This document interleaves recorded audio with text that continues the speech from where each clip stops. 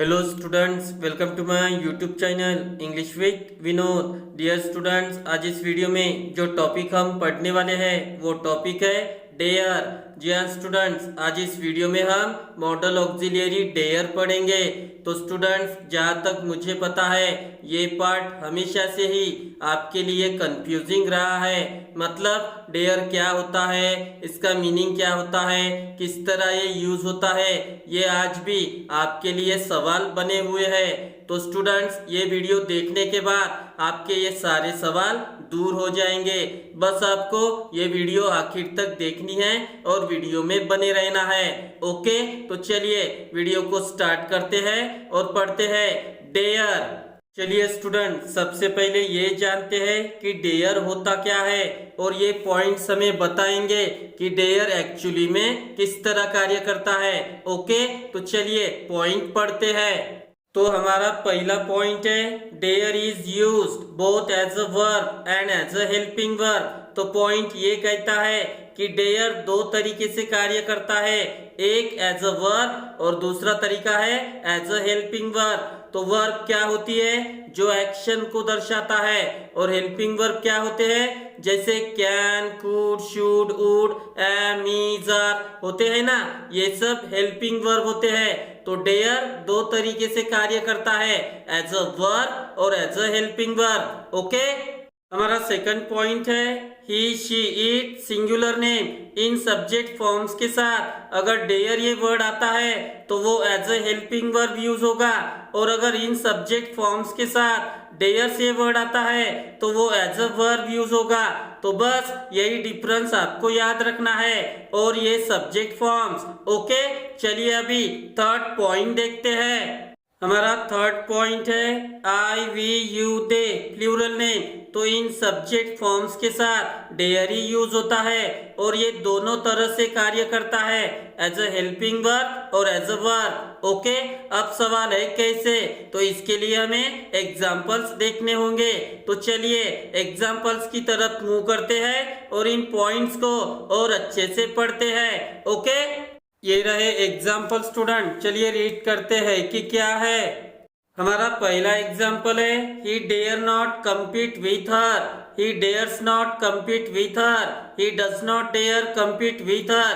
तो देखिए स्टूडेंट, ये तीनों ही सेंटेंस सेम है, और ये रहा इसका मीनिंग क्या है, उसकी उसके साथ कम्पीट करने की हिम्मत नहीं है। अभी गौर करिए स्टूडेंट, इस सेंटेंस में सब्जेक्ट फॉर्म है ही, और अभी अभी मैंने आपको बताया है अगर subject form he, she, it या सिंगुलर नेम होता है और उनके साथ डेयर ये फॉर्म आता है तो वो एज अ हेल्पिंग वर्ब आएगा, और अगर डेयर्स आता है तो वो एज अ वर्ब आएगा, और अगर डज नॉट डेयर आता है तो ये भी एज अ वर्ब कार्य करती है। ओके, तो बस आपको यही याद रखना है। चलिए अभी सेकंड एग्जांपल देखते हैं। हमारा सेकंड एग्जाम्पल है I dare not fight with her, I don't dare fight with her. तो दोनों ही सेंटेंस सेम है, और ये रहा इसका मीनिंग क्या है, मेरी उसके साथ लड़ने की हिम्मत नहीं है। तो अभी गौर करिए स्टूडेंट, इस सेंटेंस में सब्जेक्ट फॉर्म है आई, तो अगर subject forms I, we, you, they plural name होता है और उनके साथ डेयर ये फॉर्म आती है तो वो दोनों रूप से आती है, एज अ हेल्पिंग वर्ब और एज अ वर्ब। आप इस सेंटेंस में देख सकते हो। ओके, लेकिन इस सेंटेंस में ये जो डेयर फॉर्म है ये एज अ वर्ब भी आई है, क्योंकि डोंट, डजंट, डिडंट अगर इनके साथ डेयर आती है तो वो एज अ वर्ब भी कार्य करती है। ओके, तो चलिए अभी दो पॉइंट्स और है, उन्हें भी देखते हैं। ये रहा हमारा नेक्स्ट पॉइंट स्टूडेंट, चलिए रीड करते हैं कि क्या है। हमारा पॉइंट है when the negatives and interrogatives are formed with do, does, did dare is followed by the infinitive with और विदाउट टू। तो पॉइंट ये कहता है कि अगर हम डेयर के नेगेटिव्स और interrogative sentence do, does, did के साथ बनाते हैं, आई रिपीट किन के साथ, डू, डज, डिड के साथ, तो डेयर के बाद इंफिनिटिव फॉर्म आती है, और वो हम किस तरह लिख सकते हैं, विथ और विदाउट टू, मतलब टू यूज भी कर सकते हैं या फिर नहीं भी। ओके, तो चलिए इस पॉइंट को एग्जाम्पल के साथ और अच्छे से पढ़ते हैं। ओके, हमारा पहला एग्जाम्पल है I don't dare to compete with her. तो देखिए स्टूडेंट, ये निगेटिव सेंटेंस है और पॉइंट में बोला गया है डेयर के बाद इंफिनिटिव फॉर्म आती है। तो देखिए डेयर के बाद टू कम्पीट, ये इंफिनिटिव फॉर्म आई है। तो स्टूडेंट इंफिनिटिव फॉर्म क्या होता है ये मैं आपको बता दूं। तो ये सेंटेंस में एज अ सेकंड वर्ब कार्य करती है। तो डेयर के बाद आप उस वर्ब के लिए टू लगा सकते हो या फिर नहीं भी लगा सकते हो, जैसा हमने इस पॉइंट में कहा है। ओके, तो ये सेंटेंस इस तरह भी हो सकता है I don't dare compete with her. तो देखिए टू मैंने नहीं लगाया है। ओके, चलिए अभी सेकंड एग्जाम्पल देखते हैं। हमारा सेकंड एग्जाम्पल है डू दे डेयर अपोज मी। तो देखिए स्टूडेंट, ये इंटरोगेटिव सेंटेंस है, आप क्वेश्चन मार्क आखिर में देख सकते हो। तो अभी देखिए इस सेंटेंस में डेयर के बाद ये इंफिनिटिव फॉर्म आई है और इसमें मैंने टू नहीं लगाया है, जैसा इस पॉइंट में कहा गया है। तो ये सेंटेंस इस तरह भी हो सकता है do they dare to oppose me, यानी इंफिनिटिव फॉर्म में आप टू लगा सकते हो या फिर नहीं भी लगा सकते हो। ओके, तो स्टूडेंट्स मैं आशा करता हूँ कि इन दो एग्जाम्पल के साथ आपको ये पॉइंट अच्छे से समझ में आ गया होगा। और अभी गौर करिए, पहला सेंटेंस निगेटिव था और वो हमने डू नॉट यानी डोंट के साथ बनाया है, और दूसरा सेंटेंस इंटरोगेटिव था और वो हमने डू के साथ बनाया है।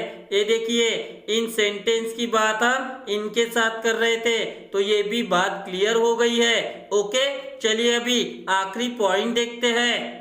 ये रहा हमारा आखिरी पॉइंट स्टूडेंट, चलिए रीड करते हैं कि क्या है। हमारा पॉइंट है when the negatives and interrogatives are form without do does did dare is followed by the infinitive without to.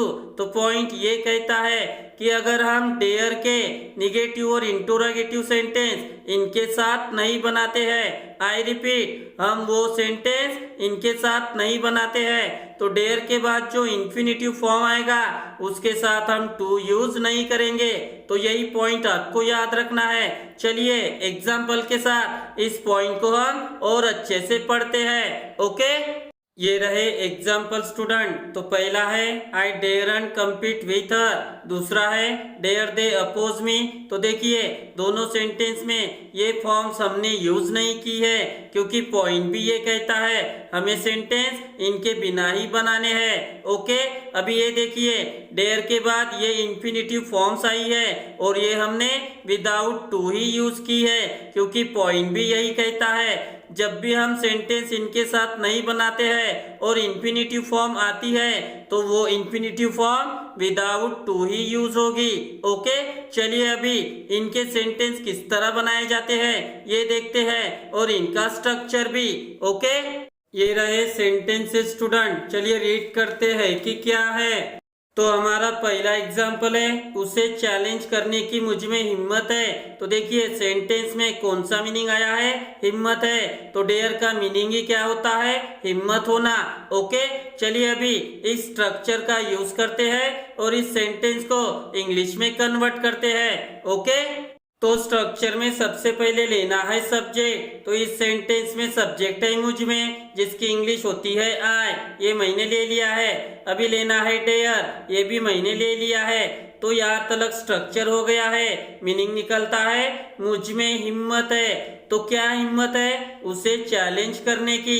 तो देखिए इस सेंटेंस में सेकंड वर्ब आई है चैलेंज, इसलिए ये वर्ब फॉर्म यहाँ पर यूज होगी। और अभी बचा है उसे, और ये ऑब्जेक्ट फॉर्म होता है, तो हम ही या शी की ऑब्जेक्ट फॉर्म लेते हैं। लेकिन अकॉर्डिंग टू पर्सन तो मैंने हिम ले लिया है, तो ये कंप्लीट सेंटेंस हो गया है।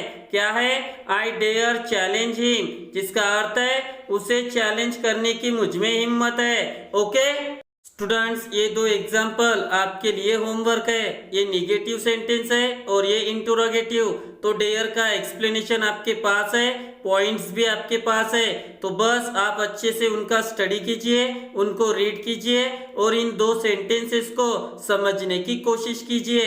ओके, तो मैं आशा करता हूँ कि आपको आज की ये वीडियो पसंद आई होगी। अगर पसंद आई हो तो प्लीज लाइक, कमेंट, शेयर और मेरे चैनल को सब्सक्राइब जरूर कीजिए मेरे आने वाले वीडियो को देखने के लिए। Okay, thank you very much.